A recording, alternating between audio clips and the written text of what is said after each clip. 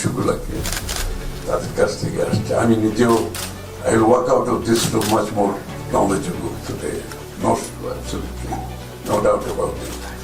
এবং আমার বিশেষ করে অ্যাডমিট করতে হয় যে আমার চট্টগ্রামের সময় এত কম দিয়ে যে আমি নিজেও আউট অফ টাচ হয়ে গেছি অনেক কিছু থেকে, কোয়াইট অনেস্টলি আমি স্বীকার করতে অসুবিধা নেই আমার।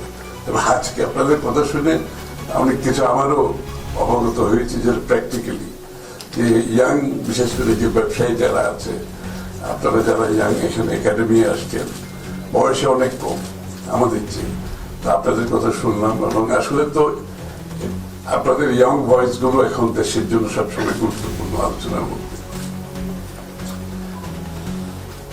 চট্টগ্রাম বাণিজ্যিক রাজধানী কেন, কবে হবে তো আমার মনে হয় প্রশ্নটা খুবই ভালো। এটার উত্তর কি হবে আপনি নিজেও জানেন না কবে হবে। হ্যাঁ, আসলে আমি ওইভাবে চিন্তাও করি না কোনো সময়, কারণ বিষয়টা উত্থাপন করা হয়েছিল বিএনপি সরকারের সময় চট্টগ্রামকে গুরুত্ব দিয়ে, এবং চট্টগ্রামের পিছিয়ে যাওয়া স্বাধীনতার পর, অ্যাকচুয়ালি স্বাধীনতার আগে চট্টগ্রাম কিন্তু সবচেয়ে গুরুত্বপূর্ণ শহর ছিল, কোয়াইট অনেস্টলি। এবং স্বাধীনতার পরে যেটা হয়েছে ঢাকা কেন্দ্রিক হয়েছে, যেহেতু ঢাকা ক্যাপিটাল, এই জন্য সবকিছু স্লোলি ঢাকার দিকে চলে গেছে এবং আমাদের অজ্ঞাতে চলে গেছে। আমরা বুঝতেই পারি না যে কিভাবে চলে গেছে সবকিছু ক্রমান্বয়ে ঢাকার দিকে। এটার কারণ হচ্ছে, মেইন কারণটা হচ্ছে কি, পুরো দেশটা ঢাকা কেন্দ্রিক হওয়ার একটা কারণ ছিল যে ক্ষমতার কাছে থাকতে হবে সবাই, ক্ষমতার কাছে থাকতে হবে। সুতরাং যারা চট্টগ্রামেও বড় বড় ব্যবসায়ী, তারা দিচ্ছে চট্টগ্রামের থেকে তাদের ব্যবসা বাণিজ্য প্রসার করতে হয়, আরো এক্সপান্ড করতে হয়, তাদের জন্য ঢাকায় থাকাটা প্রয়োজন হয়েছে। কারণ হচ্ছে কি, সিদ্ধান্তগুলো সব ঢাকা থেকে, এবং এত বেশি কনসেন্ট্রেটেড ঢাকাতে হয়েছে ক্ষমতা। যখন রাজনৈতিক ক্ষমতা খুব বেশি কনসেন্ট্রেটেড এক জায়গায় হয়ে যায়, ইকোনমিক ক্ষমতা আস্তে আস্তে ওই জায়গায় চলে যায়। দিস ইজ কোয়াইট ন্যাচারাল, এটা বাংলাদেশের বাড়ি না, সেটাই আসলে হয়েছে, মূলত এটাই হয়েছে। আমাদের আজকে যেটা করতে হবে, চট্টগ্রামকে যদি বাণিজ্যিক রাজধানী হিসেবে শব্দটা ইউজ না করলেও চলে, কারণ চট্টগ্রাম ওই যে একদম বলেছে, মনে তানভীর বলেছে, চট্টগ্রাম তো বাণিজ্যিক রাজধানী আছে, বাট এটা কতটুকু কার্যকর, এটা হচ্ছে প্রশ্ন আজকে। তো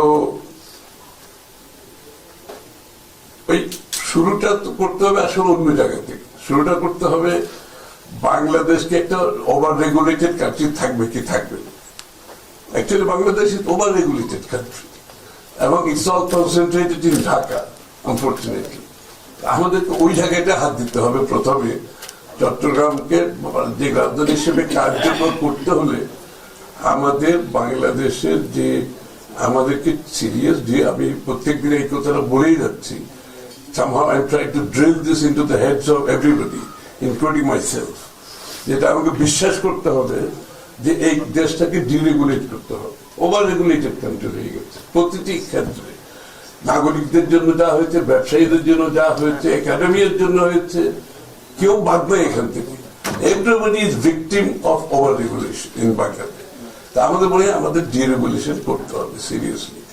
আপনি যখন ডিরেগুলেশন করবে, ক্ষমতার কেন্দ্রবিন্দুতে যখন ক্ষমতা কমে যাবে, ক্ষমতা যখন গ্র্যাজুয়ালি, আপনি ডিরেগুলেট করলে তো লোকাল গভর্নমেন্ট স্ট্রং হবে, ডিরেগুলেট করলে ইনস্টিটিউশন গুলো স্ট্রং হবে, ডিরেগুলেট করলে অটোমেটিক্যালি ব্যুরোক্রেটিক উইক হতে থাকবে, ব্যুরোক্রেসি উইক হতে থাকবে, এবং দেশের মানুষ বেশি ক্ষমতায় হবে। অর্থাৎ সরকারের ক্ষমতা কমিয়ে আপনাকে দেশের মানুষের প্রতিটি ক্ষেত্রে ক্ষমতা বাড়াতে হবে।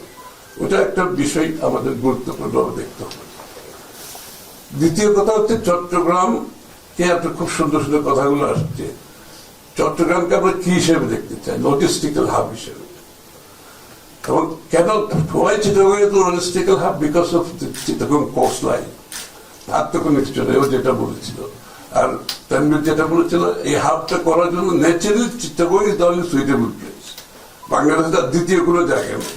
আমরা তো অনেক জায়গায় ট্রাই করে দেখেছি বিভিন্ন পোর্ট টোট করার জন্য, ইট ওয়াজ জাস্ট গভর্নমেন্টের রিসোর্স গুলো ড্রেন হয়েছে, আর কিছু হয় নাথিং ওয়ার্ক।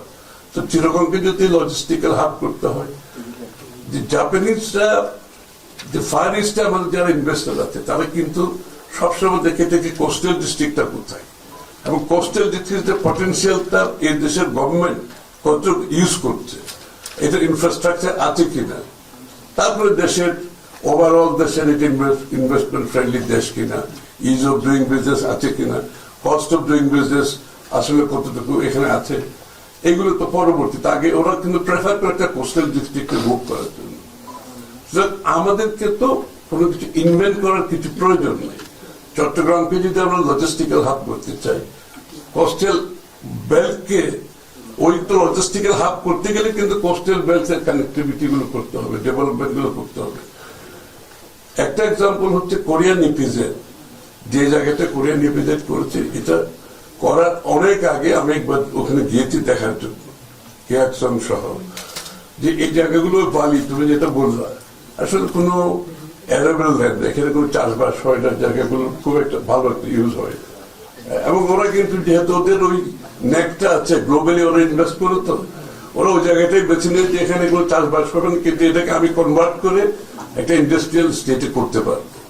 এরকম বাংলাদেশের পুরো কোস্টাল বেল্টটা যে আমাদের আছে, যেটা আমার এগ্রিকালচার ল্যান্ড নষ্ট হবে না, যেটাকে আমাদের বাংলাদেশের মতো জায়গায় আমি দুইটা তিনটা বিষয়, একটা হচ্ছে আমাদের থাকার জায়গা কম, আমাদের এগ্রিকালচার ল্যান্ড লিমিটেড, আমাদের ইন্ডাস্ট্রিয়াল ল্যান্ড লিমিটেড, আমাদের আপনার গ্রিনারির জন্য যেটা রাখা দরকার, যেটা জারিনা বললো, একটা দেশের সুস্থভাবে বসবাস করতে হলে ওটার পর্যাপ্ত পরিমাণ জায়গা নেই। এই জন্য আমাকে ল্যান্ড ইউজটা অত্যন্ত খুব কেয়ারফুলি করতে হবে।